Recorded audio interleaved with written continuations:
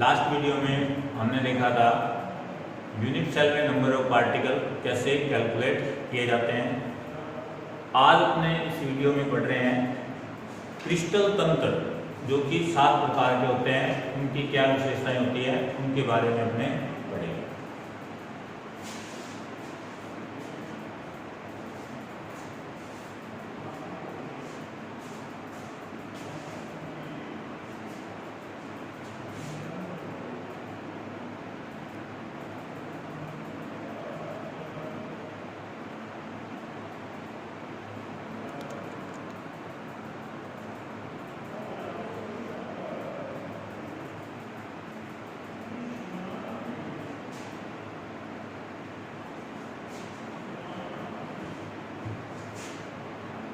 Crystal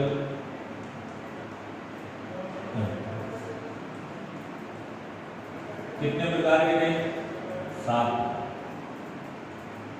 कौन कौन से हैं, क्या विशेषताएं हैं वो तो मैं यहाँ पे तो लिख देता हूँ क्रिस्टल तंत्र।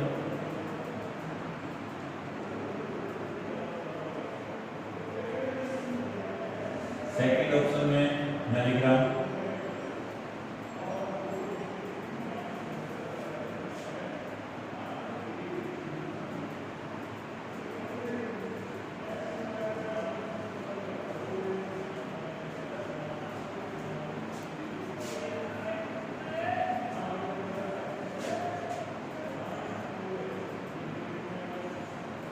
संभावित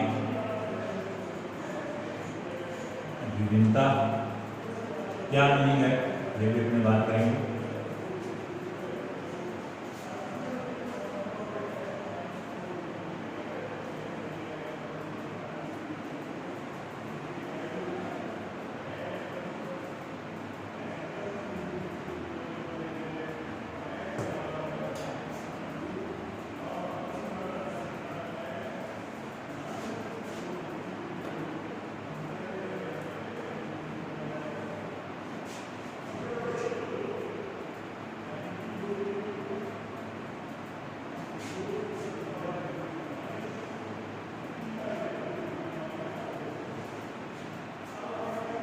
नेक्स्ट अपने इसमें बात करते हैं अक्षीय दूरी।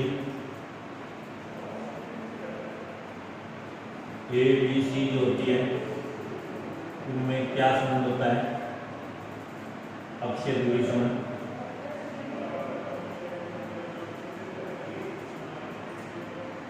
नेक्स्ट कॉलम में अपने लिख रहे हैं अक्षीय कोण संबंध क्या रहेगा?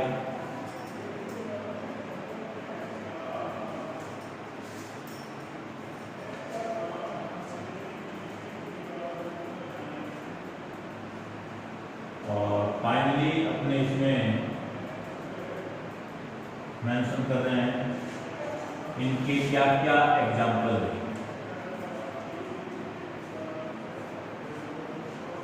ये टेबल बहुत ही इंपॉर्टेंट है, एग्जाम में इस टेबल से बहुत बार क्वेश्चन आ चुके हैं और मैं कहूँगी लगभग हर साल रिपीट होता है। 5 सालों के पेपर देखो तो आपको हो सकता है एक ही पेपर ऐसा मिले जिसमें इस टेबल से क्वेश्चन न आए, लगभग इस टेबल से क्वेश्चन आता है। तो देखो क्रिस्टल तंत्र जो 7 प्रकार के हैं, आप इनको एक हिंट से आप याद कर सकते हैं, ठीक है ना। ये हिंट क्या है? सीटी, सीटी और एचएमटी, सीटी और एचएमटी। क्या मीनिंग है? ये वो 7 क्रिस्टल तंत्र हो गए कंप्लीट।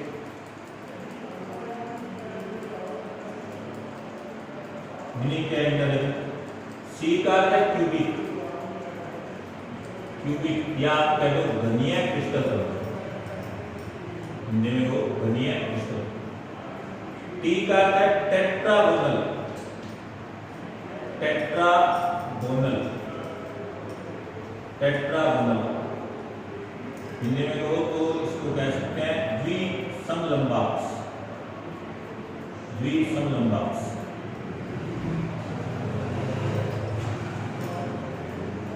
ओ का अर्थ है ऑर्थोरोम्बिक, ऑर्थोरोम्बिक। विषम लंबांश, विषम लंबांश।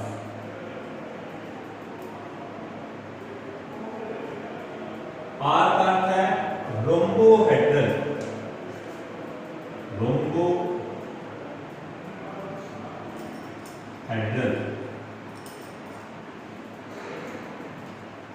रोम्बोहेड्रल का अर्थ है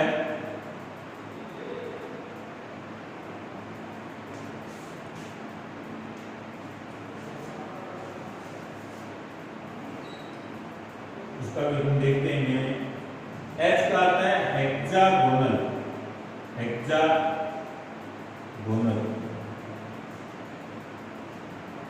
और एम का अर्थ है मोनोक्लिनिक, मोनोक्लिनिक, और टी का अर्थ है ट्राइक्लिनिक।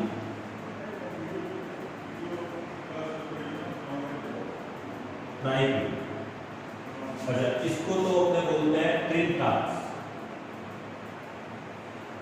ट्रिनटास, ठीक है। मोनोक्लिनिक को बोलते हैं अपने एकंतास, एकंतास, एकंतास। हेक्सागोनल को बोलते हैं षटकोणीय,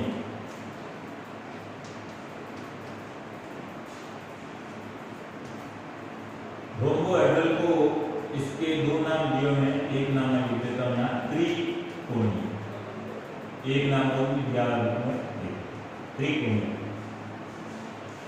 अब अपने बात करते हैं ये क्या है संभावित विविधता।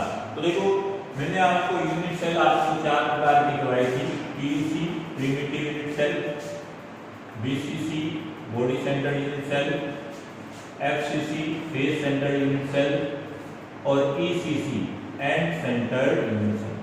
और इसी के साथ मैंने इनको नंबर भी दिया था 1 2 3 4, और आपको कहा था याद रखना कि किसको मैं क्या नंबर दे रहा हूं, है ना। तो देखो इसका मैं यहाँ यूज कर रहा हूं, मैंने ये लिखा क्यूबिक में, यहाँ लिखा 1 2। इसका क्या है, बोले घनीय क्रिस्टल तंत्र में केवल पीयूसी और बीसीसी एकेक कोशिकाएं ही बनती है, एफसीसी और ईसीसी एकेक कोशिकाएं इसमें नहीं बनती है। ये तो मैं यहाँ पे डायरेक्ट लिख रहा हूँ 1 2, तो आप समझ लो 1 2 का अर्थ है कि इसके अंदर एक तो पीयूसी एकेक कोशिका बन सकती है और एक इसमें बीसीसी एकेक कोशिका बन सकती है।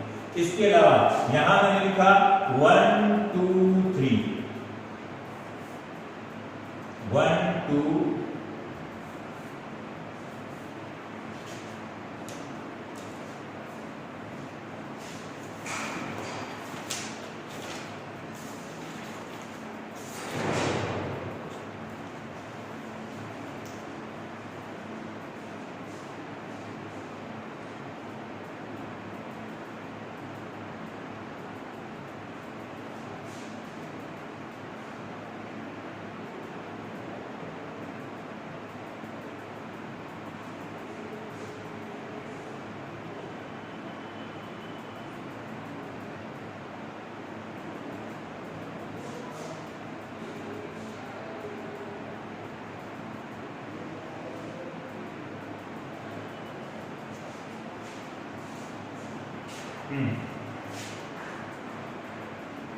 देखो तो यहाँ पे मैंने लिखा है 1 2 3, है ना। तो यहाँ पे ये 3 नंबर और बनेगी। इसके अंदर केवल 1 और 2 ये दो की कोशिका इसमें बन सकती है। इसमें अपने बात करें ऑर्थोरोम्बिक में, तो ऑर्थोरोम्बिक में सभी के सभी अकेले कोशिकाएं इसमें बनती है। इसके बाद अपने बात करें इनमें, तो देखो 1 नंबर जो यूनिट सेल है ना, प्रिमिटिव यूनिट सेल, ये तो सभी में बनती है, ध्यान रखना, ये सभी में बनती है। इसके अलावा मोनोक्लिनिक में 1 और 4 दोनों बनती है। अब इसमें आप काउंट कर लो कि टोटल क्रिस्टल जालक कितने हो गए। मैंने आपको टोटल क्रिस्टल जालक बताया कि 14 होते हैं। ये देखो 1 2 3 4 5 6 7 8 9 10 11 12 13 हो गए क्लियर है? तो ये 14 के 14 क्रिस्टल जालक हुए और क्रिस्टल तंत्र कहे तो आपको 7 बताने हैं और ध्यान रखना क्रिस्टल जालक को वेव जालक भी कहते हैं। अब अपने बात करते हैं अक्षीय दूरी का संबंध क्या रहेगा। देखो यदि आपको अक्षीय दूरी का संबंध लिखना है ना तो आप सबसे पहले तो आप क्या करो कि आप इस प्रकार से सभी में a बराबर b बराबर c, सभी के अंदर a बराबर b बराबर c, पहले ऐसे सभी को ऐसे इस प्रकार से a बराबर b बराबर c।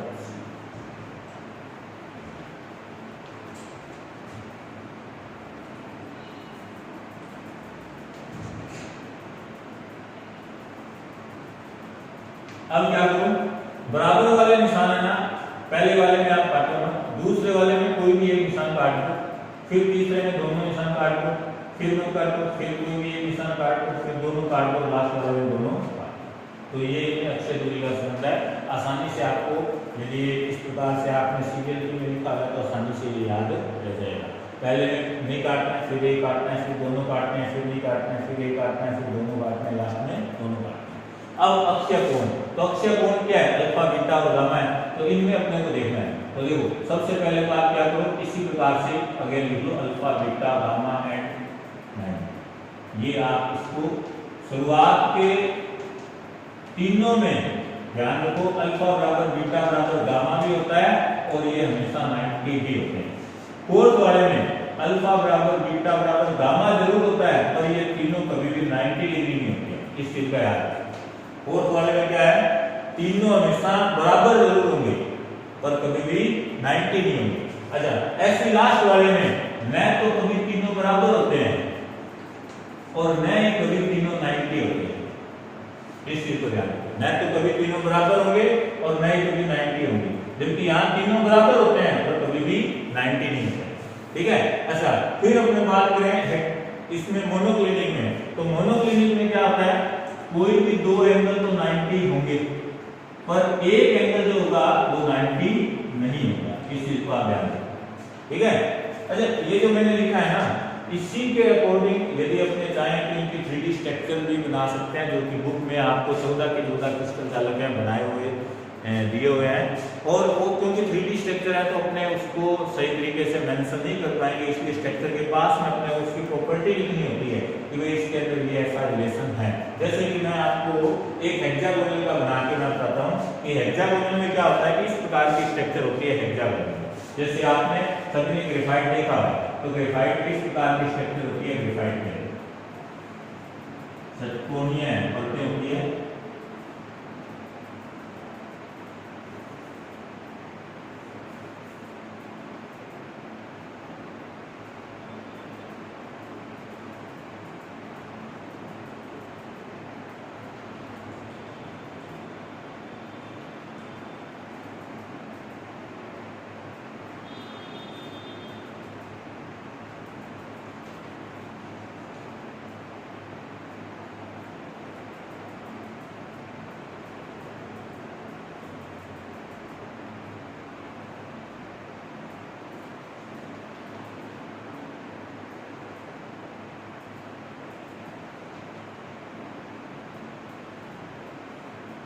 इस प्रकार से होता है। अब इस ग्रेफाइट के अंदर देखो यहाँ ये पार्टिकल है और इस पार्टिकल से ये इस प्रकार से ये यहाँ पर भी पार्टिकल है, यहाँ पर भी पार्टिकल है और ये पार्टिकल यहाँ पर भी पार्टिकल है। इस प्रकार से ये 3D स्ट्रक्चर कंप्लीट पूरी की पूरी 3D स्ट्रक्चर है बनी हुई है ना। अब यदि मैं ये कहूँ कि आप इस ग्रेफाइट में देखो ये पार्टिकल यहाँ है, इस पार्टिकल के जस्ट नीचे यहाँ पार्टिकल है और इस पार्टिकल के दोनों साइड पार्टिकल है। तो ये देखो मैं ये कहूँ कि आप इन तीनों पार्टिकल को देखो और ये एंगल देखो, इसको मान लो मैंने कहा तो ये 90 डिग्री है, ये आप इसको ध्यान से देखो। ऐसे ही ये पार्टिकल ये और ये पार्टिकल आप इन तीनों को देखो, मतलब ये जो एंगल बन रहा है इन तीनों पार्टिकल के बीच में, इसमें इसमें और इसमें, इन तीनों के बीच में जो एंगल बन रहा है वो भी 90 डिग्री है। लेकिन यदि आप इन तीनों पार्टिकल के बीच में ये एंगल देखो ना तो बेंजीन के जैसे ये एंगल कितना बना हुआ है 120। मतलब इसके अंदर होता क्या है कि कोई भी दो तो आप लिख दो कि 90 डिग्री होते हैं पर एक एंगल जो होता है वो 120 डिग्री। ठीक है। तो ऐसे आप बुक में जो है स्ट्रक्चर आपको बुक में सभी की स्ट्रक्चर दी हुई है, तो इन प्रॉपर्टीज को ध्यान में रखते हुए आप अप्रोक्सीमेट 3D स्ट्रक्चर बना सकते हो। क्लियर है? तो अपने को प्रॉपर्टी ध्यान में रखनी है। अच्छा, अब हमें बात कर लेते हैं इनके एग्जाम्पल। क्या इनका एग्जाम्पल होता है? तो सुनो, एग्जाम्पल की बात करें तो देखो क्यूबिक वाले में, घड़िया वाले में नाम से पता चल रहा है कॉपर, सी कॉपर है। इसके अलावा इसके अंदर जो हीरा होता है वो भी इसी में आता है, फिटकरी जो होती है वो भी इसी में आती है, इसके अलावा NaCl भी इसी में आता है ना, जिंक ब्लेंड जो होता है वो भी इसी में आता है। अच्छा, ये हीरा फिटकरी जो है ये हालांकि बुक में दिया हुआ नहीं है, लेकिन आप ध्यान रखो हीरा फिटकरी भी इसी के अंदर आता है। बुक में हीरा फिटकरी का यहाँ मेंशन नहीं किया। दूसरा बात करता हूं मैं टेट्रागोनल का। तो देखो टेट्रागोनल में नाम से पता चल रहा है टिन, श्वेत टिन ले लो, श्वेत टिन एक एग्जांपल तो ये हो गया। टिन ऑक्साइड ले लो, टाइटेनियम ऑक्साइड ले लो, बेरियम सल्फेट ले लो, है ना। तो ये आसान से एग्जांपल है। रोम्बिक, मोनोक्लिनिक ये सल्फर होते हैं, वैसे पता है। तो यहाँ रोम्बिक ये या ऑर्थोरोम्बिक है, यानी तो orthorhombic sulphur, orthorhombic sulphur, orthorhombic sulphur. और लिखना चाहो पोटेशियम नाइट्रेट TnO3, और भी आप इसमें एग्जांपल याद रख सकते हो। अच्छा, रोम्बोहेड्रल, रोम्बोहेड्रल में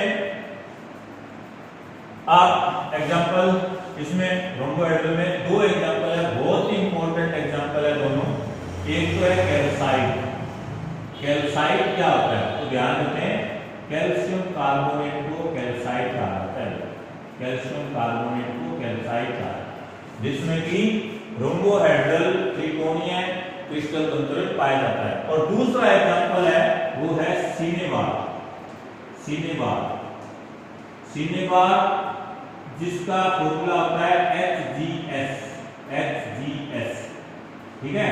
यहाँ पे मर्क्यूरी की ऑक्सीडेशन स्टेट क्या गया? +2। ध्यान रखना, ये सिनेबार में मर्क्यूरी की ऑक्सीडेशन स्टेट क्या है? +2। अच्छा, इस सिनेबार को वर्मेलियन के नाम से भी जाना जाता है, वर्मेलियन, ठीक है। तो ये ध्यान में रखना, वर्मेलियन में हिंदी में इसको बोलते हैं सिंदूर, ठीक है। तो ये भी आपको ध्यान में रखना है। इसके अलावा हेक्सागोनल में तो अभी अपने एक एग्जांपल अभी पढ़ के आए हैं, ग्रेफाइट हो गया, ग्रेफाइट हो गया। इसके अलावा और कहना चाहो तो कैडमियम सल्फाइड हो गया, जिंक ऑक्साइड हो गया, ठीक है। एक एक दो दो एग्जांपल याद रखो, और ज्यादा बेटर होगा जो बुक्स में है उनको आप ध्यान में रखो, क्योंकि बुक से बाहर क्वेश्चन नहीं आता। अच्छा, एकमताक्ष की बात करें हमने तो ये तो मोनोक्लिनिक तो सल्फर ही होता है, पता है। एक तो ये हो गया मोनोक्लिनिक सल्फर, मोनोक्लिनिक सल्फर। और लिखना चाहो तो आप ये लिख सकते हो Na2SO4 इसी के अंदर आता है, ठीक है। अच्छा, लास्ट ट्राइक्लिनिक की बात करें तो इसमें देखो एक तो जो आइसोसन होता है बोरिक एसिड, है ना, उसका यूज कर सकते हैं, फॉर्मूला होता है H3BO3। इसके अलावा तो जो नीला होता है CuSO4.5H2O इसी में आता है। इसके अलावा K2Cr2O7 पोटेशियम जो डाइक्रोमेट होता है वो भी इसी में आता है। तो ये आप उनके एग्जाम्पल वगैरह ये पूरा का पूरा टेबल आपको याद रखना है। अच्छा, इस टेबल से देखो ऑलरेडी जो बोर्ड में क्वेश्चन आए हुए हैं उनका क्या पैटर्न रहा है, तो उसको आप देखोगे। कई बार बोर्ड में आया हुआ है कि एकमताक्ष क्रिस्टल तंत्र के लिए अक्षय कोणों में संबंध लिखो, तो ये आपको संबंध लिखना है। अच्छा, कई बार इस प्रकार से भी आया हुआ है कि विषम लंबाक्ष क्रिस्टल तंत्र की विशेषता लिखो, तो विशेषता क्या है? विशेषता ये तो है कि इस प्रकार के क्रिस्टल तंत्र में सभी प्रकार के कोशिकाएं बन सकती हैं। इनमें जो अक्षय दूरी होती है वो कोई भी अक्षय दूरी है वो आपस में एक दूसरे के समान नहीं होती है ना, तीनों के तीनों अलग अलग होती है। इसके अलावा सभी अक्षय कोण होते हैं वो 90 डिग्री के होते हैं, एक दूसरे के लंबवत होते हैं, है ना। बस ये और एग्जांपल है। तो इस प्रकार से ये क्वेश्चन है आए हुए हैं। अच्छा, यहाँ पर एक क्वेश्चन और मैं आपको बताता हूँ कि आपसे पूछा जाए कौन सा क्रिस्टल तंत्र है जिसके अंदर कोई भी सममिति तत्व सिमेट्री एलिमेंट नहीं पाया जाता है, तो आप ध्यान रखो ट्राइक्लिनिक, इसमें किसी टाइप का सिमेट्रिकल एलिमेंट नहीं होता है। तो ध्यान रखो इसमें तो कोई भी सिमेट्री एलिमेंट नहीं होता है, सममिति तत्व जो होता है इसमें नहीं होता है। अच्छा, ये सिमेट्री एलिमेंट क्या होते हैं ये अपने स्टीरियो केमिस्ट्री के अंदर पढ़ेंगे, लेसन नंबर 17 के अंदर अपने पूरा का पूरा इसी से रिलेटेड होगा, सममिति तो सिमेट्री एलिमेंट क्या होता है। तो ध्यान रखें इसमें कोई भी सिमेट्री एलिमेंट नहीं होता है। और इन क्रिस्टल तंत्रों में ये घनीय क्रिस्टल तंत्र ऐसा होता है जिसमें सर्वाधिक सिमेट्री एलिमेंट पाए जाते हैं। ठीक है, तो ये दो क्वेश्चन आपको ध्यान में रखने हैं। ठीक है, सर्वाधिक सममिति तत्व इसमें होंगे और इसमें कोई भी सममिति तत्व नहीं होता है। क्लियर? तो इस टेबल को आप थोड़ा सा ध्यान रखें।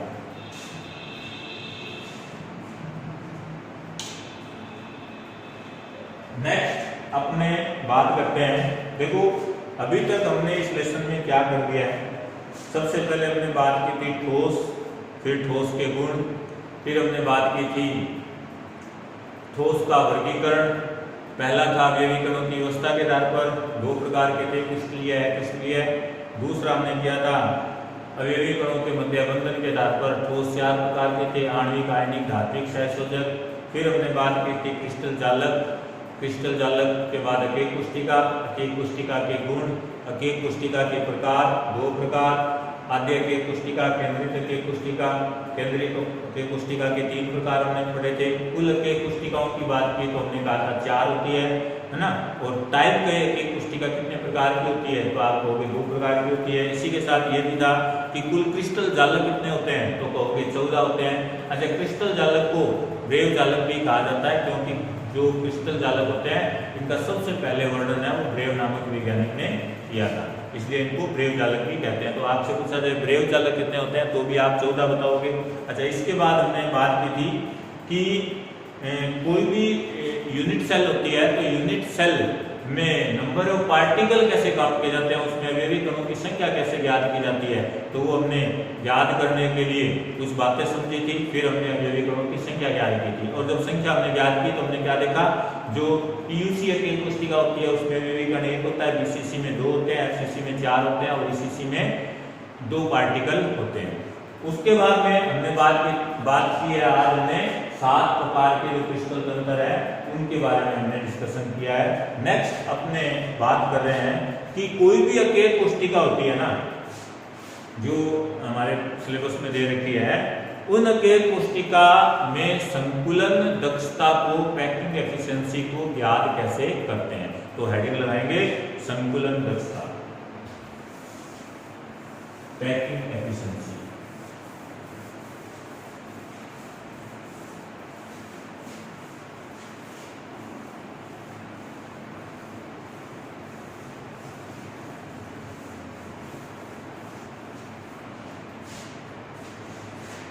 संकुलन दक्षता या क्षमता, पैकिंग एफिशिएंसी।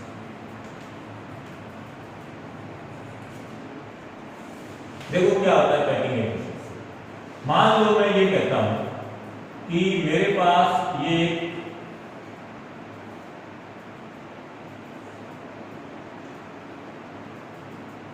इस प्रकार से एक अकेक पुष्टिका है जिसमें अवयवीकरण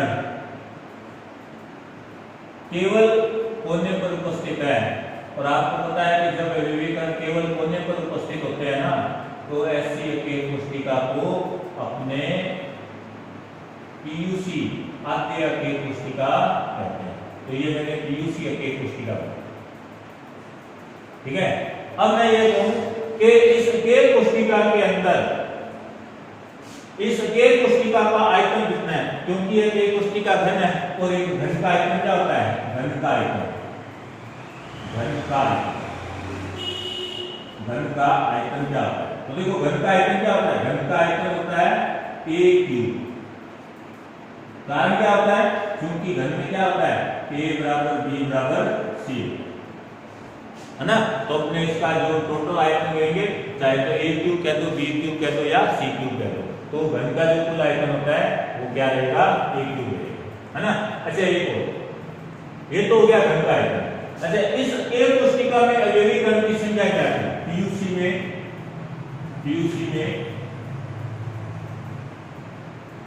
अवयवी कण की संख्या कितनी दे दिया, एक,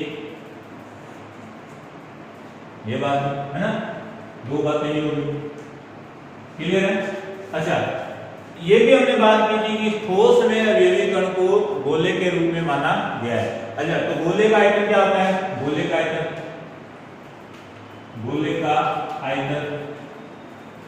कितना होता है, गोले का आयतन होता है 4/3 पाई r,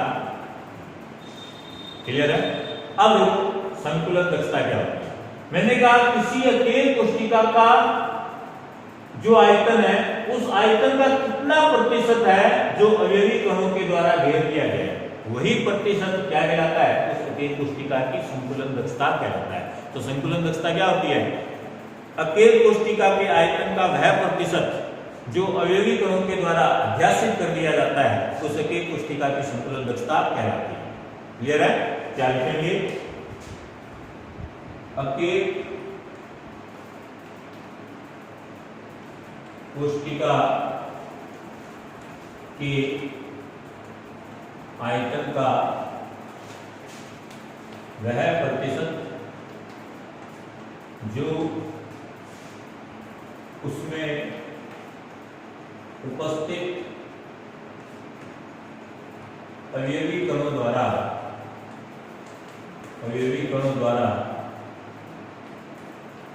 अध्यासित कर दिया जाता है, उसमें उपस्थित अवयवी कणों द्वारा अध्यासित कर लिया जाता है, उस एक कोशिका की संकुलन दक्षता है।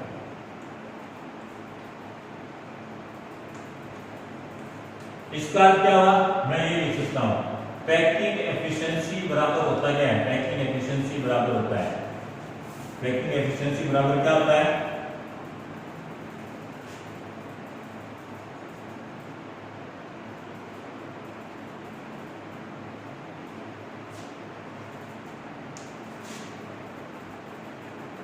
अवयवी कण का आयतन बटा अकेले कोशिका का कुल आयतन कहते हैं, या अकेले कोशिका का आयतन। अच्छा, प्रतिशत याद करना है अपने को, तो इंटू क्या करेंगे 100, और यदि अंश में याद करना हो तो इंटू 100 मत करो, क्लियर है। तो ये आपको ध्यान में रखना है। तो ये हो गया। अच्छा, ये देखो सेम इसी प्रकार है, जैसे मान लो मैं ये कहता हूँ कि आपका मान लो कोई एग्जाम है, वो 500 नंबर का एग्जाम है, 500 में से मैंने आपको ये कहा कि आपने 250 नंबर उसके अंदर से ऑब्टेन कर दिए, तो मैंने आपसे पूछा कि आपके कितने परसेंट आए, तो आप कहोगे 50%, है ना। तो बस यही सेम बात है कि कुल आयतन कितना था, उस आयतन में से कितना आयतन अवयवी कणों ने घेर लिया, उसका कितना प्रतिशत है वो, ठीक है। तो वही क्या कहलाएगा, उसके कोशिका की संकुलन दक्षता कहलाएगा। अब अपने बात करते हैं कि पीयूसी अकेले कोशिका की संकुलन दक्षता ज्ञात कैसे करते हैं, क्लियर है। तो पीयूसी अकेले कोशिका की देखो संकुलन दक्षता जब भी ज्ञात करेंगे ना, तो अपने फॉर्मूला हमेशा यही लगाएंगे, भले अकेले कोशिका कुछ भी दे, फॉर्मूला अपने को ये लगाना है, अवयवी कण का आयतन बटा में अवयवी कणों का आयतन बटा में अकेले कोशिका का आयतन इनटू 100, है ना। अब देखो इस पीयूसी अकेले कोशिका में देखो रियल में है क्या, इस अकेले कोशिका में ये जो आपको ये जो 4 कण दिखाई दे रहे हैं, ऊपर वाले 4 कण, ये किस प्रकार से अरेंज है, पहले आप इनको समझो। तो देखो ये चारों के चारों कण हैं वो इस प्रकार से है, ये चारों के चारों कण इस प्रकार से है, क्योंकि ठोसों में क्या होते हैं, अवयवी कण बिल्कुल पास पास आने की कोशिश करते हैं, लेकिन वो चाहे कितने भी पास क्यों न आ जाए, उनके बीच में कुछ ना कुछ गैप तो रह ही जाता है। जैसे ये देखो ये अभी भी ये गैप रहा है, इसका अर्थ है ये जो डायग्राम मैंने बनाया है यूनिट सेल का, ये जो मैंने पॉइंट यहाँ पे मेंशन किया है, ये केवल अवयवी कण का सेंटर पॉइंट ही रिप्रेजेंट किया हुआ है, नहीं, ठीक है ना। तो इस चीज को आप ध्यान में रखना, ठीक है। और एक बात हो, ये चारों के चारों कण और ये नीचे वाले चारों के चारों कण, ये जस्ट एक दूसरे के ऊपर नीचे है, ठीक है ना। मतलब इसका सेंटर और इसका सेंटर जस्ट एक दूसरे के ऊपर है, क्लियर है। तो ये आपको ध्यान में रखना है। इस प्रकार से ये पीयूसी के कोशिका में ये सारे के सारे कण अरेंज होते हैं। अच्छा, एक और, कोई भी यूनिट सेल हो, आपको यूनिट सेल में विमा या कह दो किनारा कहने का अधिकार किसको होगा? केवल इन्हीं को होगा। ये जो 12 किनारे आपको दिखाई दे रहे हैं, इन्हीं को आप विमा या किनारा कहोगे। मतलब इन्हीं के ऊपर आपको ए लिखने का अधिकार होगा, ए बी या सी लिखने का अधिकार होगा, ठीक है। इसको आप ए लिख सकते हो, इसको भी ए लिख सकते हो, क्योंकि ये किनारा है। आप इसको भी चाहो तो ए लिख सकते हो, इसको भी चाहो तो ए लिख सकते हो, है ना। ये किनारों पर ही विमा ए बी सी का मेंशन किया जा सकता है। क्यूब में तो तीनों बराबर होते हैं, तो किसी को भी आप ए लिखो, बी लिखो, सी लिखो, कोई फर्क नहीं पड़ता, ठीक है। लेकिन मान लो मैं ये कहूं, क्या आप इन दोनों पार्टिकल के बीच का ये जो डिस्टेंस है, क्या इनको ए लिख सकते हो? क्या नहीं लिख सकते हैं। तो ये चीज आपको विशेष ध्यान में रखनी है कि आप केवल किनारे को ही ए बी सी लिख सकते हो, इसको आप ए नहीं लिख सकते, क्लियर है। तो देखो मैंने ये कहा, जैसे ये है, ये दोनों, ये पॉइंट हो गए, ये दोनों पॉइंट हो गए, तो मैं कहूंगा इस पॉइंट से इस पॉइंट तक ये जो है, इसको मैं ए विमा ए लिख सकता हूं, ठीक है। और मैं इस गोले की त्रिज्या है ना, इसको मैं ये मान लेता हूं कि जो गोले की त्रिज्या है उसको मैंने मान लिया, गोले की त्रिज्या है ये स्मॉल आर, गोले की जो त्रिज्या है ये स्मॉल आर, ठीक है। ये मैंने कहा गोले की त्रिज्या स्मॉल आर है। तो देखो ये स्मॉल आर ये हो गया, स्मॉल आर ये हो गया, तो मैं ये लिख सकता हूं क्या, कि ये बराबर हो गया 2r। बहुत ही इंपॉर्टेंट रिलेशन है पीयूसी में। क्या? पीयूसी के लिए विमा और अवयवी कण की त्रिज्या के मध्य संबंध लिखो, ठीक है। तो ये बहुत ही इंपॉर्टेंट रिलेशन है, आपको ध्यान में रखना है, ठीक है। अच्छा, अब देखो इधर, अब मैं ये कहूं कि पैकिंग एफिशिएंसी क्या होगी इसकी, तो देखो अवयवी कणों का आयतन, अवयवी कण है कितने? एक, तो एक अवयवी कण का आयतन, एक गोले के रूप में अवयवी कण का आयतन कितना हो गया? 4/3 पाई आर क्यूब, यही होगा। अच्छा, यदि कण दो होते तो आप 2 गुना कर देते, 3 होते 3 गुना कर देते, लेकिन अवयवी कण तो है ही एक, तो एक कण का आयतन कितना होगा? 4/3 पाई आर क्यूब। अच्छा, उसके बाद अकेल कोशिका का आयतन, अच्छा कितना है अकेल कोशिका का आयतन? अकेल कोशिका का आयतन है a क्यूब इनटू 100, है ना। अच्छा, उसके बाद इसको मैं ऐसे लिख सकता हूं, ये हो गया 1 × 4/3 पाई आर क्यूब, ठीक है। और a क्यूब की, अच्छा पाई की जगह मैं लिख सकता हूं 22/7, है ना, इनटू आर क्यूब इनटू 100। अच्छा, a क्यूब हमें पता है जब a बराबर 2r है यहाँ पर, तो मैं ये लिख सकता हूँ a क्यूब बराबर क्या हो गया? 2r का क्यूब, है ना। अच्छा, इसको सोल्व करोगे तो ये आ जाएगा 8r का क्यूब, तो मैं यहाँ लिख सकता हूँ 8r का क्यूब। तो ये देखो r क्यूब से r क्यूब कट हो जाएगा, है ना। ओवरऑल आप जब इसकी कैलकुलेशन करोगे तो ये आपके पास आएगा 52.4%। तो ये 52.4% क्या है? ये है पीयूसी आद्यकेय कोशिका की संकुलन दक्षता है। मतलब इतना आयतन जो है ना कि कोशिका का इतना प्रतिशत आयतन जो है वो अवयवी कणों के द्वारा घेर लिया गया, ठीक है। तो ये बात आपको ध्यान में रखनी है। नेक्स्ट वीडियो में अपने बात करेंगे और अन्य अकेय कोशिकाओं में संकुलन दक्षता को कैसे ज्ञात करते हैं। ओके।